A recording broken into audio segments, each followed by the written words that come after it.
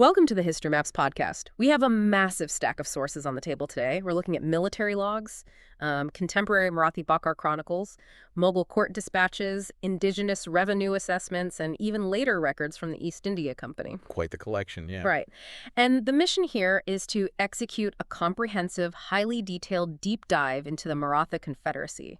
We're tracing how a localized uprising of warrior peasants in the 17th century Deccan Plateau basically evolved into this sprawling, subcontinent-spanning political power. And a power that entirely dismantled the existing imperial order in India. I mean, it's a profound historical pivot.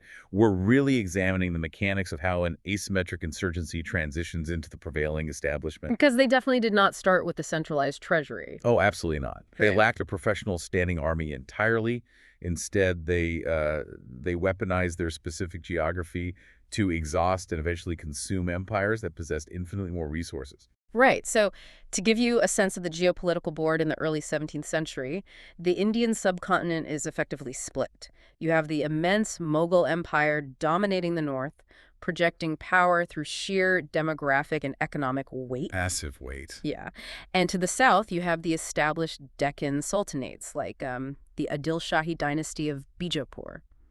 And caught right in the friction zone between these massive states is a rugged, deeply unyielding mountainous region. Which is exactly where Chhatrapati Shivaji emerges.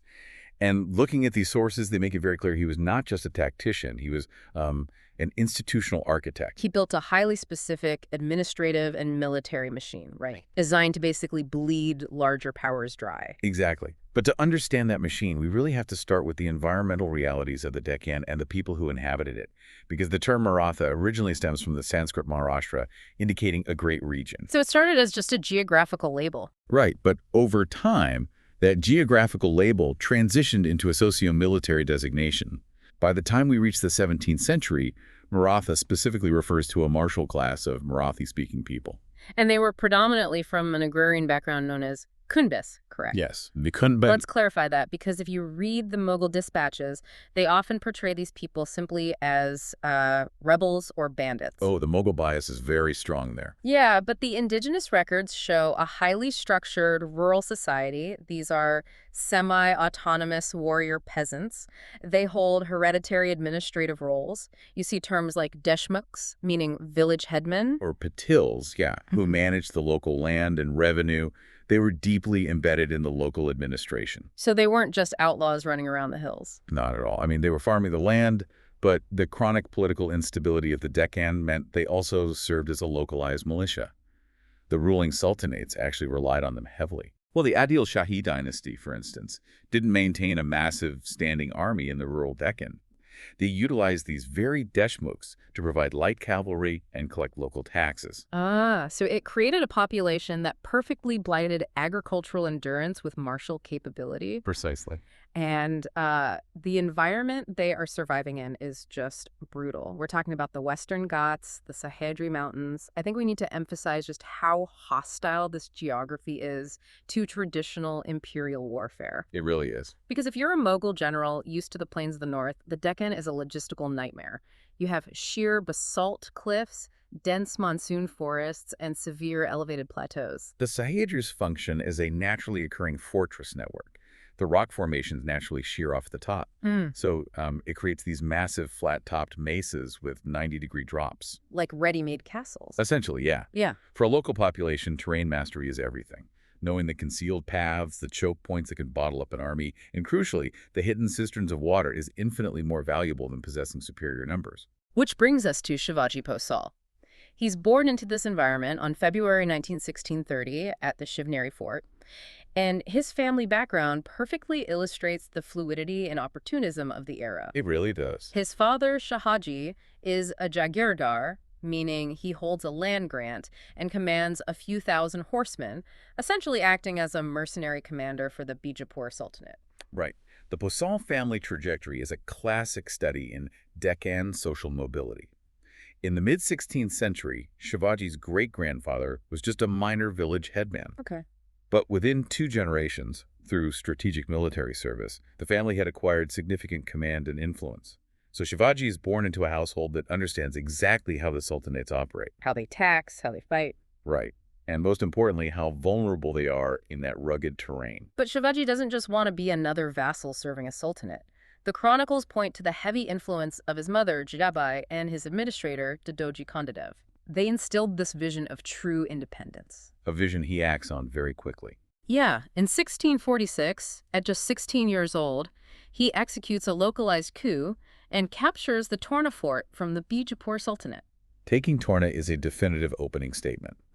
I mean, a 16-year-old bypassing the established chain of command to seize a major regional fortification. It's a bold move. It signals a radical break from his father's strategy of compliance, and it establishes his operational blueprint early on.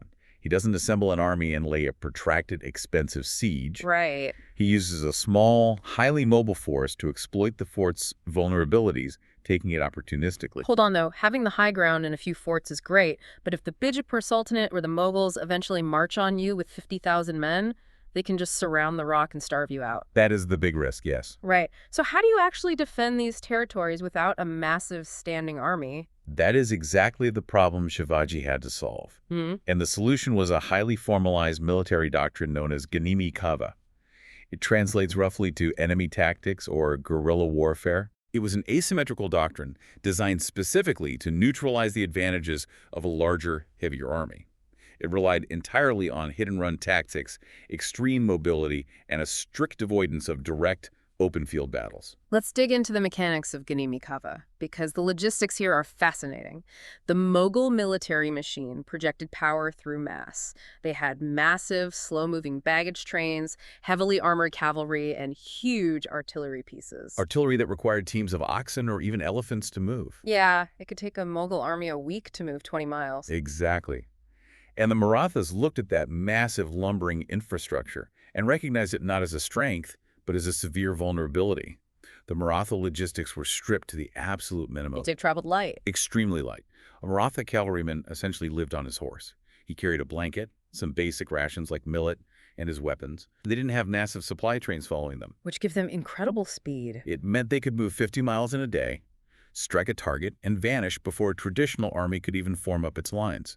And the horses themselves were fundamentally different, too. The sources heavily reference the Bhimthadi breed. Yes, the Bhimthadi horse is crucial to this doctrine. The Mughals favored massive, heavy war horses, imported from Central Asia or Arabia, designed to carry heavily armored riders in a straight-line charge. Right, the classic heavy cavalry. But the Bhimthadi, bred locally in the Deccan, was smaller, leaner, and visually unimpressive. But it had incredibly hard hooves, suited for the basalt rock of the Sahyadris, and it possessed immense stamina. So it could handle the terrain much better. Yes, and it could survive on meager local forage, whereas the Mughal horses required massive amounts of imported grain, which created a massive logistical burden for the empire. Now, regarding the soldiers riding those horses, the military logs divide the Maratha cavalry into two distinct categories. You've got the Bargers and the Siladars. This dual system was a brilliant solution to funding an army. The Bargers were the regular cavalry. They were mounted on horses owned by the state and given state-issued weapons. They formed the reliable, year-round core of the military. And the Siladars. The Siladars were essentially freelance mercenaries. They brought their own horse, their own armor, and their own weapons. So the state doesn't have to pay for their upkeep during peacetime. Correct. The Siladars were paid a lump sum for a specific campaign and took a share of the captured spoils. This allowed the Maratha military to balloon in size during the campaigning season. Which is usually right after the monsoon, right? Yes, exactly. So they could expand the army without the state having to bankrupt itself, maintaining 100,000 men during the off-season. This decentralized approach applied to their fortifications as well. By the end of Shivaji's reign, they controlled over 300 forts across the Western Ghats. But if you read the defensive doctrine, they did not use these forts the way Europeans used castles. No, they weren't static defensive positions where the army hides behind walls. Because if you hide your entire army inside a fort, you surrender your mobility. And you allow the enemy to dictate the terms of the siege. To the Marathas, the hill forts were logistical hubs and safe havens. If a large Mughal force approached a fort, the Marathas would leave a minimal garrison inside to hold the walls. Just a skeleton crew. Right. The vast majority of the cavalry would disperse into the surrounding forests and hills. While the Mughals wasted months trying to drag cannons up a sheer cliff, The Maratha cavalry would continuously raid the Mughal supply lines, Just harassing them constantly. intercepting their grain shipments, attacking their camps at night. I want to look at a specific event that perfectly illustrates this psychological and tactical warfare. The Battle of Prakapgad, November 10, 1659. The Bijapur Sultanate has had enough of Shivaji's rebellion. They certainly have. They send a veteran commander, Afzal Khan, with a heavily armored force of 10,000 men to crush him. Afzal Khan's strategy is to draw Shivaji out into the open plains where the Bijapuri heavy cavalry and artillery can decimate the Marathas. But Shivaji simply refuses to engage. He just won't play their game. He retreats deep into the dense forests surrounding the Pratapgad fort. The terrain there is incredibly steep, completely neutralizing Afzal Khan's numerical and technological advantages. So Afzal Khan is stuck. He can't bring his army up the mountain, and he can't leave without looking incredibly weak. This leads to the famous parley. Yes, they agreed to meet face to face. Right, at a tent positioned between the two camps, ostensibly unarmed, with only a few bodyguards. It is a masterclass in calculated deception. Shivaji knows Afzal Khan's reputation for physical dominance and treachery. So Shivaji prepares. Beneath his traditional cotton robes, he wears a chainmail shirt. In his left hand, he conceals a specialized weapon called a bandnock, a set of steel tiger claws that fit over the fingers, and in his right sleeve, he hides a bichua, a curved scorpion dagger. The sources describe the encounter vividly. When the two men meet and embrace in the traditional greeting, Afzal Khan, who is significantly taller and stronger, immediately puts Shivaji in a headlock. And attempts to stab him in the back with a hidden dagger. But the dagger scrapes against the concealed chainmail. Shivaji instantly reacts, driving the tiger claws into Afzal Khan's abdomen and disemboweling him. Followed by a strike with the scorpion dagger. Afzal Khan staggers out of the tent, and the Maratha bodyguards finish him off. The sheer psychological shock of that moment is wild. But it wasn't just an assassination, it was a tactical trigger. The moment Afzal Khan goes down, a signal is given. Exactly. Shivaji had previously positioned his infantry and cavalry in the dense jungle ravines entirely surrounding the Bijapur camp. When the signal sounded, the Marathas ambushed the paralyzed, leaderless Bijapur army. They didn't just defeat them. No, they annihilated a 10,000-strong professional force in a matter of hours. They captured all the horses, artillery, and the entire Bijapuri treasury, which massively funded Shivaji's subsequent expansions. It's ruthless, highly effective, and entirely reliant on subverting traditional military expectations. And he pulls a similar psychological operation a few years later on the Mughals. Ah, yes, in 1666. Right. Shivaji is essentially forced into a peace treaty and has to travel to Agra to present himself at the court of the Mughal emperor Aurangzeb. Aurangzeb drastically underestimates Shivaji, treating him as a minor regional nuisance rather than a sovereign king. He places Shivaji under house arrest in Agra. The situation seems impossible. Because Shivaji is hundreds of miles deep inside hostile territory, surrounded by the imperial army. Exactly. So what's the play? He feigns a severe illness. He starts sending out massive, heavy baskets of sweetmeats every single day, supposedly as religious offerings to local temples for his recovery. A classic misdirection. The guards check the baskets for the first few days, but eventually, complacency sets in. They just wave the porters through. It is basic behavioral conditioning. Once the guards stop checking, Shivaji and his son simply climb into the baskets and are carried right past the Mughal sentry. Just right out the front door, basically. By the time the Mughals realize he is gone the next day, Shivaji is already utilizing a network of sympathetic contacts to navigate his way back to the Deccan. It solidifies his reputation. For the Marathas, survival and evasion are considered profound strategic victories. But this raises a major structural question. An insurgency that hides in baskets and runs into the hills is incredibly hard to kill. But how do you transition that into an actual government? That is the challenge. Yeah, if your army is constantly dispersing and your leadership is always moving, how do you collect taxes? How do you administer justice? How do you actually govern the civilian population without them turning on you? That is the exact pivot Shivaji recognized he had to make. By the early 1670s, he had the military leverage, but he lacked institutional legitimacy. To the Mughals and the Sultanates, he was just a highly successful bandit. Right. He needed to be recognized legally and religiously as a sovereign monarch. He needed to establish Hindavi Swarajya, or Hindu self-rule. And that necessity culminates in his coronation at Raigad Fort on June 6, 1674. But looking at the sources, the coronation wasn't just a simple ceremony, it was a massive socio-religious engineering project. Because there was a significant theological roadblock. Right.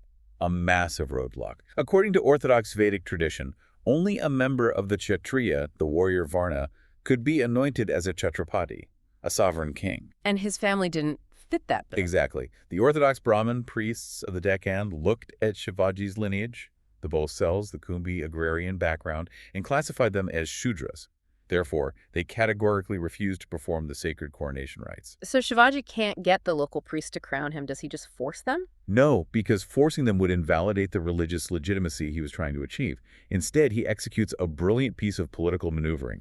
He brings in Gagapada, Who is an incredibly prestigious and widely respected Orthodox Brahmin scholar from Varanasi. yes, and Gagapada just happens to discover a genealogy. Miraculously, yes. Right. Gagabata fabricates a genealogy that traces Shivaji's ancestry back 70 generations, linking the Bhosal family directly to the Sisodia Rajputs of Meor in Rajasthan. Which is one of the most fiercely respected Kshatriya lineages in India. Exactly. It's pure realpolitik. By linking this Deccan agrarian family to an ancient northern solar dynasty, Gagabata satisfies the technical Brahminical requirements. The local priests can't argue with the scholar of his stature, and the coronation, the Raja Abhisheka, proceeds. It was a necessary fiction. This foundational myth served to unify the 96 disparate, often quarrelsome Maratha clans under a single, divinely sanctioned Kshatriya monarch. It centralized their identity. But while the lineage might have been a convenient fiction, the governance structure he implements immediately afterward is incredibly concrete. He institutes the Ashtapradhan, the Council of 8 Ministers. Yes. And looking at the operational mechanics of this council, it is startlingly modern. It was designed specifically to prevent the fragmentation that plagued the Deccan sultanates. You have 8 distinct portfolios. The Peshwa is the prime minister, handling general administration and coordinating the empire. The Amatya is the finance minister, auditing the state accounts. The Sashiv is the royal secretary, drafting edicts. Then you have the Wakinavis, or the Mantri, who handles the interior and, crucially, intelligence. I want to pause on this. How does an intelligence network actually function across the Sayadras in the 17th century? The Wakinavis relied heavily on localized knowledge. They integrated marginalized communities like the Ramoshis, who were traditionally hunter-gatherers and intimately knew the forests. So they knew every hidden path. Exactly. The Ramoshis were employed as night watchmen for the forts and functioned as a rapid relay intelligence network. If a Mughal army crossed a river 50 miles away, runners would use hidden hill paths to relay that information back to the Mantri in a matter of hours. That's incredibly efficient. The rest of the council included the Senapati as commander-in-chief, the Simant handling foreign affairs, the Nyayadhish as chief justice, and the Panditrao managing religious matters and public morals. But the most important aspect of the Ashtapradhan isn't what they did, it's how they were compensated. Precisely. With the exception of the religious and judicial ministers, every member of the Ashtapradhan was expected to command armies in the field. However, Shivaji instituted a strict anti-nepotism policy. Right, these were salaried positions paid in cash from the central treasury. They were strictly non-hereditary. Which is a massive departure from the norm. In the Mughal system, or the Sultanates, a top general would be given a jagir, a permanent grant of land, and the right to tax the peasants on that land to fund his personal army. The jagir system is inherently destabilizing. When a general controls the land, the taxes, and the troops, he essentially runs a parallel state. Yeah, if he gets angry with the emperor, he has all the resources he needs to launch a rebellion. Exactly. Shivaji explicitly banned this. By paying his ministers a cash salary and frequently transferring commanders between different forts, he ensured that no single general could ever build a local power base strong enough to challenge the Chhatrapati. The power remained entirely centralized. That sounds perfect on paper, but a centralized cash-salaried government requires immense liquidity. You have to physically have the silver and gold to pay these massive armies and administrators every month. How did the Marathas generate that kind of revenue? They engineered a dual economy. Internally, within the Swarajya, their core sovereign territories, they instituted a proto-Ryotwari system. What does that mean in practice? This meant the state assessed the agricultural yields of the land directly, bypassing the hereditary middlemen and corrupt landlords who traditionally skimmed off the top. They even standardized the measurements, right, to stop landlords from cheating the peasants. Yes. Previously, land was measured by ropes, which varied wildly depending on the season and who was doing the measuring. The Marathas introduced the shavar, a standardized measurement using a 72-foot chain composed of specific iron links. So it brought a rigorous mathematical standard to the revenue collection. It did. But the taxation rate was still extremely heavy. They were taking roughly 40% of the agricultural produce from the farmers. 40% is steep. It is, but you have to view it in context. Under the previous regimes, a farmer might be taxed 30% by the Sultanate, but then the local landlord would extort another 20%, and then a rogue army might burn the fields anyway. That's true. The Maratha system offered strict predictability and physical security in exchange for that 40%. Even so, taxing farmers in the Rocky Deccan Plateau at 40% is not going to yield enough surplus to fund a military machine capable of fighting the Mughal Empire. And the math doesn't work. Where did the vast majority of their capital actually come from? That brings us to their external economic policy. The Maratha state functioned as a highly organized extraction engine through two core mechanisms, Chauth and Sardashmukhi. It's essentially a state-sponsored protection racket. That is exactly how it functioned operationally. The Chauth was a formal demand for 25%, 1/4 of the total revenue from territories outside their core domain. Primarily wealthy Mughal provinces like Gujarat or Malwa. Right. The Marathas offered a stark proposition.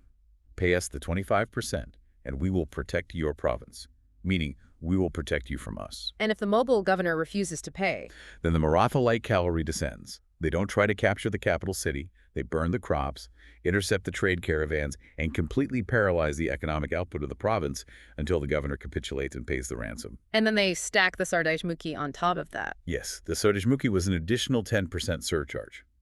Shivaji claimed this right based on his assertion of being the supreme hereditary headman, the chief Deshmukh of the entire region. So essentially, they were extracting 35% of the wealth from neighboring empires. Exactly. But I have a logistical question here. If you are extracting 25% of the economic output of a wealthy province like Gujarat, you aren't just taking gold coins. You're taking grain, textiles, livestock. Right. How does a light cavalry force, whose entire survival depends on speed and not having baggage trains, transport thousands of tons of physical wealth back across the mountains to the treasury in Pune without getting caught by the Mughal army? That is a phenomenal question, and the answer lies in their utilization of indigenous financial networks.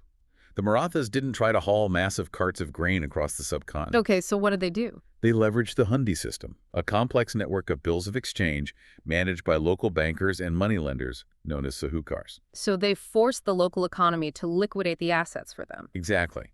A Maratha commander would assess a Mughal district, demand the chauth, and force the local merchants and bankers to pay the Marathas in easily transportable gold, silver, or hundis. Promissory notes that could be cashed in Pune or Surat. Precisely. The local bankers would then be responsible for extracting the actual physical goods from the peasantry to cover the cost. It allowed the Marathas to extract the value of the province while maintaining their extreme mobility. And this predatory logic wasn't just restricted to the land. They applied the exact same philosophy to the Arabian Sea. Around 1657, Shivaji starts building a navy, operating out of coastal fortresses like Sinthu-Durg. Right, but they aren't building a navy to challenge the British or the Portuguese for global maritime supremacy. No, they didn't have the deep water ports or the timber to build massive 60-gun European galleons. Instead, they built vessels called gurabs and galbuts. A gurab was a shallow draft vessel, perhaps 300 tons, usually armed with just a couple of heavy cannons mounted firmly on the prow. So they can't fight a traditional broadside naval battle where two ships line up next to each other and fire. They actively avoided broadside engagements. The Maratha naval strategy, perfected by commanders like Kanhoji Angre, was maritime gunimi kava. Which makes sense. The British East India Company ships were massive, requiring deep water to operate. The Marathas used the shallow coastal estuaries, the complex tidal systems of the Konkan coast, and the shifting monsoon winds to their advantage. They would trap the larger ships. Precisely. They would wait until the wind died down, trapping a heavy British merchantman. Then, dozens of the smaller oar-powered galbuts would swarm the larger vessel from its blind spots, boarding it rapidly. It was an incredibly effective way to exact tolls and extract maritime chauth from European shipping without having to outbuild European navies. But I want to push back on this entire economic model. If your state's primary revenue stream relies on external plunder, ransoming neighboring provinces, and pirating trade routes, doesn't that doom your empire to a perpetual cycle of war? How do you mean? If you stop expanding, you stop raiding. If you stop raiding, the treasury empties. And if the treasury empties, you can't pay that massive cavalry force you just built. You have identified the structural paradox of the Maratha state. It was an economy built for perpetual motion. It required constant, aggressive expansion to sustain itself. Right. And that constant pressure eventually triggered an absolute geopolitical nightmare. It brought the entire undivided attention of the Mughal Emperor Aurangzeb crashing down on the Deccan. Which initiates a 27-year bloodbath. Shivaji dies of illness on April 3, 1680. He leaves behind a stabilized core territory, but the moment he is gone, Aurangzeb sees an opportunity to eradicate the Maratha threat permanently. Aurangzeb's response is apocalyptic in scale. In 1681, he relocates his entire imperial capital, his court, his treasury, and an army estimated at over 500,000 soldiers into the Deccan. 500,000 troops. The logistics of just feeding an army that size in a hostile environment are staggering. It was the largest military mobilization in the world at that time. Shivaji's eldest son, Sambhaji, inherits the throne.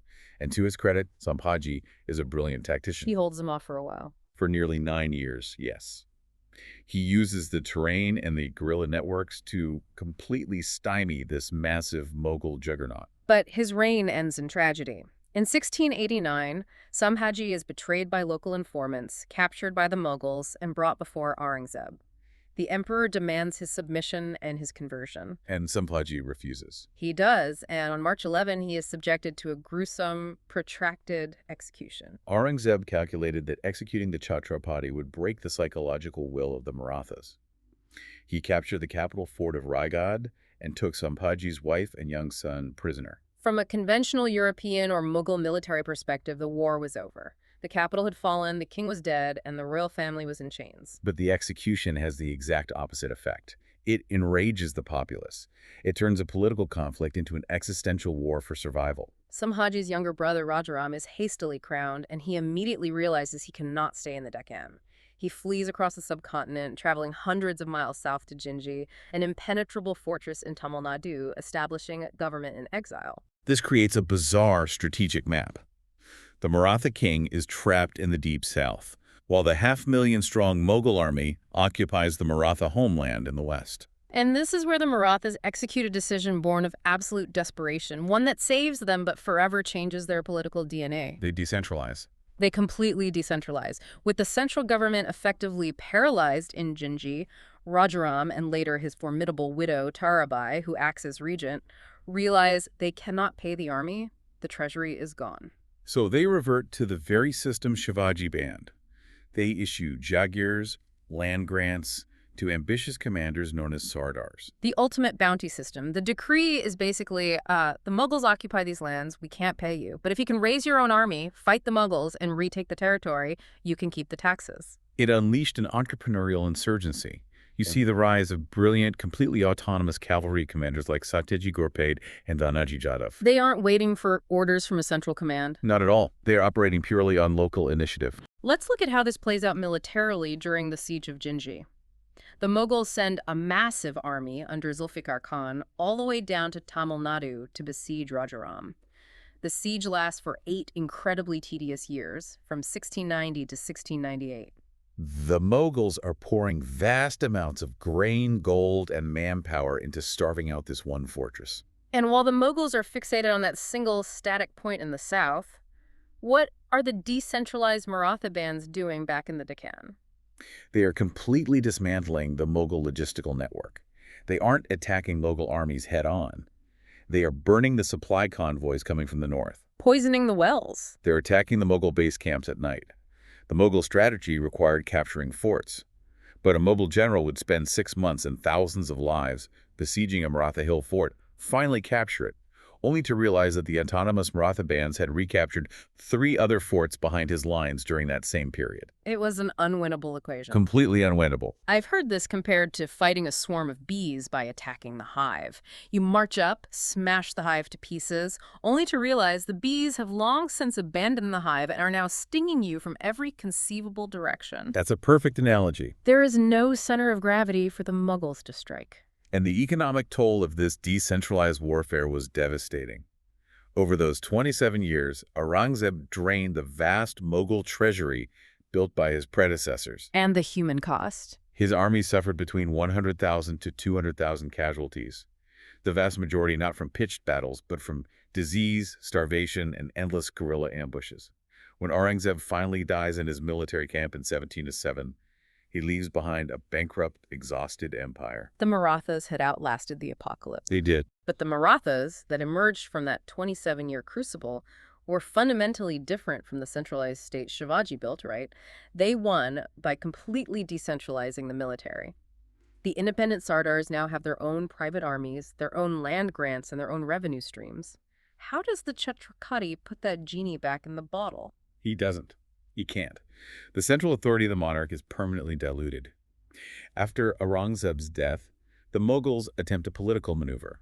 They release Sambhaji's son, Shahu. Who had been raised in Mughal captivity for decades. Right. They release him, hoping his return will spark a civil war over the Maratha throne between him and Tarabai's faction. And it does spark a civil war. Shahu returns to the Deccan, rallies support, and eventually secures the title of Chhatrapati in 1708. But Shahu has spent his life in a gilded cage in the Mughal court. He isn't a rugged, mountain-dwelling guerrilla fighter. Exactly. To actually govern and manage these incredibly powerful independent warlords, he has to rely heavily on a brilliant administrator named Balaji Vishwanath. And this reliance marks the most significant internal political shift in Maratha history. On November 16, 1713, Shahu appoints Balaji Vishwanath as the Peshwa, the prime minister. And Balaji Vishwanath isn't a Maratha Kunbi warrior. He belongs to the Chitpavan Brahmin community from the Konkan coast. Correct. Balaji uses his administrative genius to stabilize Shahu's reign, negotiating complex treaties and securing the formal right from the declining Mughals to collect chath across the Deccan. But in doing so, he makes the office of the Peshwa indispensable.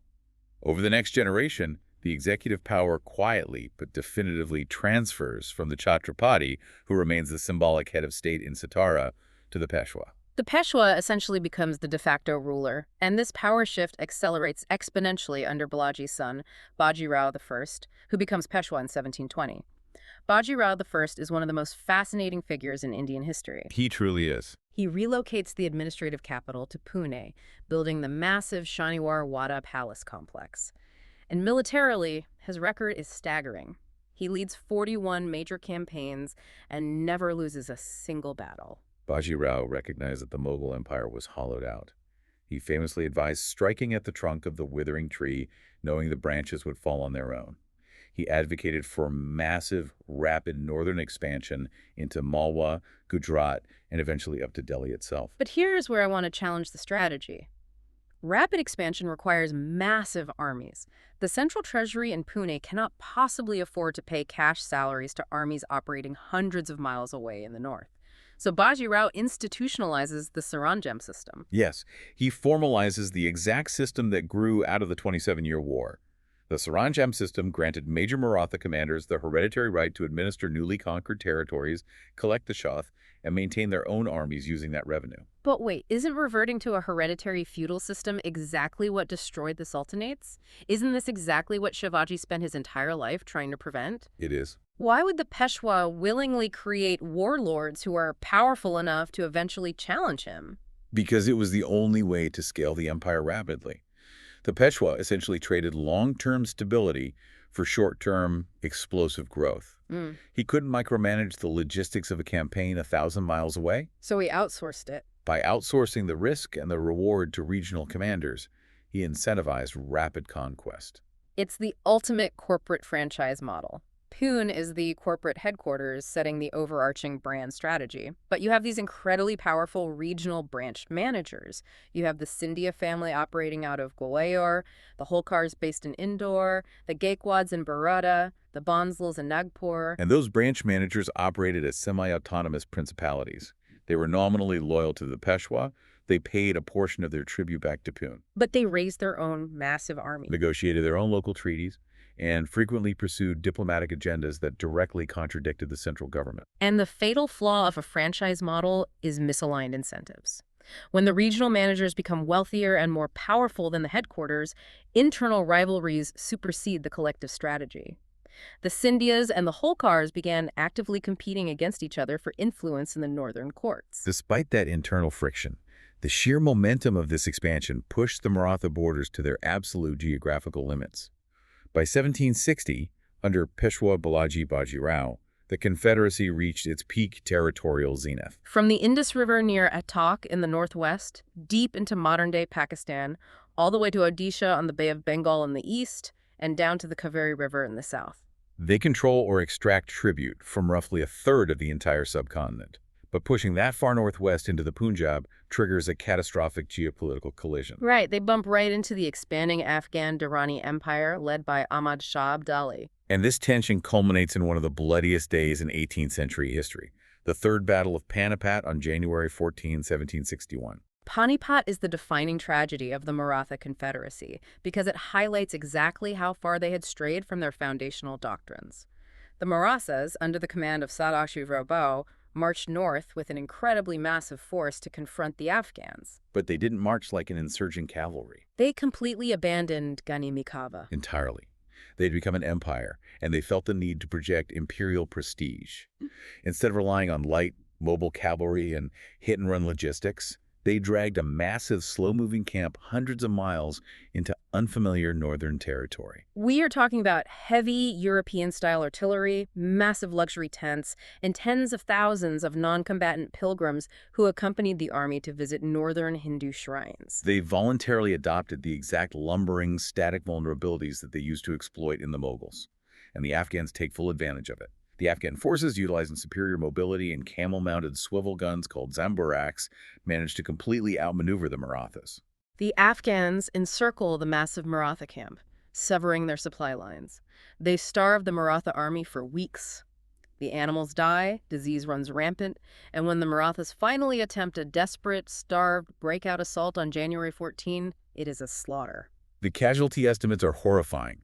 The sources suggest up to 100,000 Maratha died, including an entire generation of top commanders and the Peshwa's own heir. The psychological blow shatters the myth of Maratha invincibility. The Peshwa, Balaji Bajirao, is said to have died of a broken heart shortly after receiving the encrypted message detailing the catastrophe. Remarkably, his successor, the young Madhavra I, managed a brilliant recovery over the next decade. He rebuilt the armies, defeated the Nizam in the south, and re-established Maratha dominance in the north. But Madhavrao I dies of tuberculosis in 1772 at just 27 years old, and his death is the catalyst that finally breaks the fragile franchise model. The internal succession dispute over who should be the next Peshwa devolves into open civil war. The crisis centers on Madhavrao's ambitious uncle, Raghunathro. Raghunathro desperately wants the title of Peshwa, but he lacks sufficient support among the Maratha chiefs. So he makes a decision that permanently compromises Maratha sovereignty. He seeks military assistance from a foreign power. He goes to the British East India Company in Bombay and signs the Treaty of Surat in 1775. He basically offers the British territory and revenue in exchange for British soldiers installing him in Pune. It is the classic colonial wedge. The British seamlessly insert themselves into the internal Maratha fracture. This sparks the First Anglo-Maratha War. Now, surprisingly, the unified Maratha commanders, led by brilliant strategists like Mahadaji Scindia and Nanavit Mavis, actually defeat the British in this first war, forcing a humiliating British surrender at Wadgaon in 1779. But the cracks in the Confederacy are simply too deep to repair. The central authority in Pune is completely hollowed out. By the time we reach the Second Anglo-Maratha War, stretching from 1803 to 1805, the major houses, the Scindias, the Holkars, the Bonsals, are spending as much time actively fighting each other as they are fighting the British. The unity is gone. Peshwa Bajirao II, terrified of his own generals, particularly the Holkars, flees Poon and signs the Treaty of Bassein with the British in 1802. He accepts British subsidiary protection, effectively surrendering Maratha independence in exchange for his personal safety. The British military apparatus, led by figures like Arthur Wellesley, who would later become the Duke of Wellington and defeat Napoleon, systematically isolates the divided Maratha houses. They fight the Scindias in one campaign, sign a treaty, then turn around and fight the Holkars. They dismantle the Confederacy piecemeal. The final dissolution occurs during the Third Anglo-Maratha War in 1818, when Peshwa Bajirao II is officially deposed and his remaining territories are absorbed directly into the British Empire. It is a profound historical irony that answers your earlier question about the Saranjam system. The decentralized franchise structure relying on independent, highly autonomous regional warlords was the exact mechanism that allowed them to survive the Mughal onslaught and rapidly expand across the subcontinent. But that exact same structure became their fatal flaw.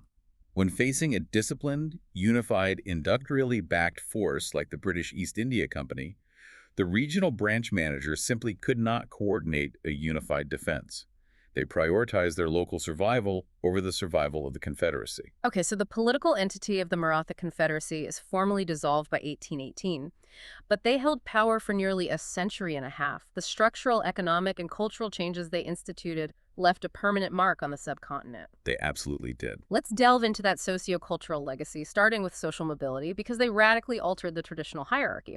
The Maratha era represents an unprecedented period of upward mobility in South Asia.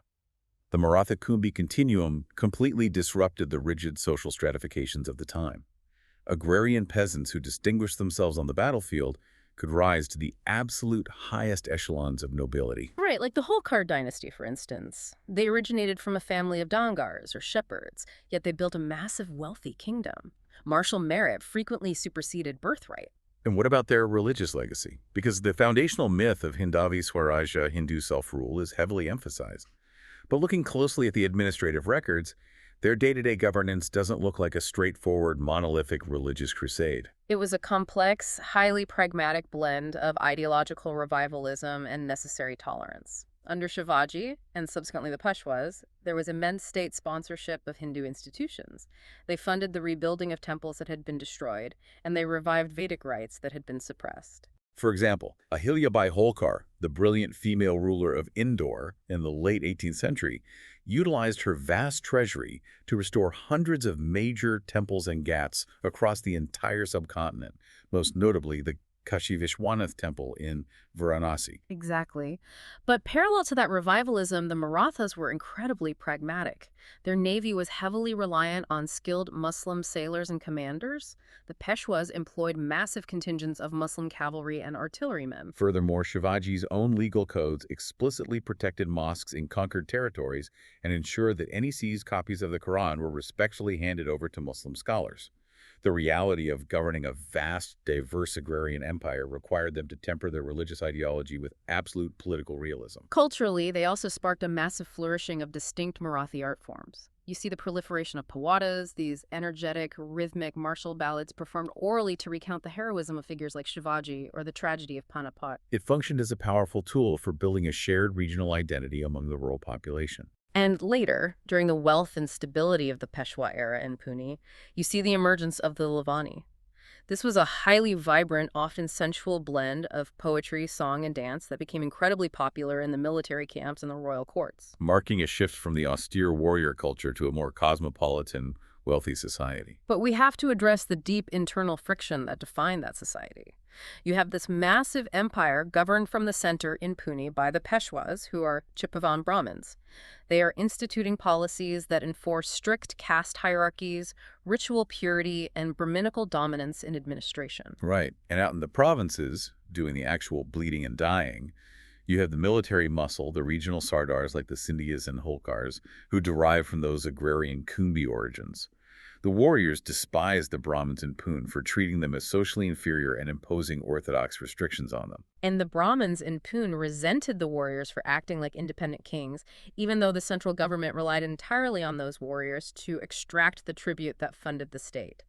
It was a symbiotic relationship poisoned by profound social contempt. That internal social fracture paralyzed their ability to trust one another, Yeah. particularly during crises like the Anglo-Maratha Wars. Which brings me to a final critical question regarding the legacy of their extraction economy. Did the Maratha reliance on the chaff, that perpetual demand for 25% of a province's wealth, ultimately alienate the very populations in Gujarat, Bengal, and Malwa that they theoretically claimed to be liberating from Mughal tyranny? That remains the most heavily debated aspect of the Maratha legacy. Within their core Swarajya territories, their administration is often remembered as just, predictable, and protective of the peasantry. But in the peripheral territories, the expanding frontiers, their presence often functioned as a predatory occupation. So they were seen as oppressors themselves. By many, yes. The relentless demands for tribute, enforced by devastating cavalry raids, severely disrupted regional trade, crushed the local peasantry under massive tax burdens, and frequently caused local populations to view the Marathas not as liberators restoring Hindu rule, but simply as a new, highly efficient breed of oppressors. Let's synthesize this incredible historical arc. We started by looking at a brilliant, highly centralized insurgency. Chhatrapati Shivaji recognized the massive lumbering vulnerabilities of the existing empires and leveraged the impossible vertical geography of the Western Ghats to create a machine designed to exhaust them. But the very act of surviving the subsequent apocalyptic Mughal onslaught forced the Marathas to abandon that centralized model. They had to decentralize to survive. And that survival mechanism morphed them into a sprawling franchise model confederacy that managed to dominate the subcontinent for a century. Only to eventually fracture under the immense weight of its own internal social divisions and the unyielding, unified imperial machinery of the British East India Company. We started the episode by comparing traditional imperial building to constructing a skyscraper, requiring massive static foundations, vast treasuries, and heavy weight. The Marathas demonstrated that an empire can operate on entirely different physics. They functioned more like a massive storm system. They were highly mobile, entirely unpredictable, and capable of inflicting immense, targeted destruction. They could sweep across a continent and dismantle a skyscraper. But a storm is notoriously difficult to control and impossible to keep together once the underlying atmospheric pressures change direction. And that leaves us with a lingering fundamental question about the mechanics of power and governance to consider. It's the inherent tension between rapid expansion and internal cohesion. Does the very mechanism that allows an asymmetrical insurgency to survive and rapidly conquer a continent inherently carry the genetic seeds of its own fragmentation? When an empire's primary economic engine relies on exacting tribute through force rather than building sustainable internal infrastructure, how long can it possibly sustain itself before the warlords on the periphery inevitably consume the center? It's a question that echoes far beyond the rugged cliffs of the 17th century Deccan. Thank you for listening. History Maps. Learn history visually.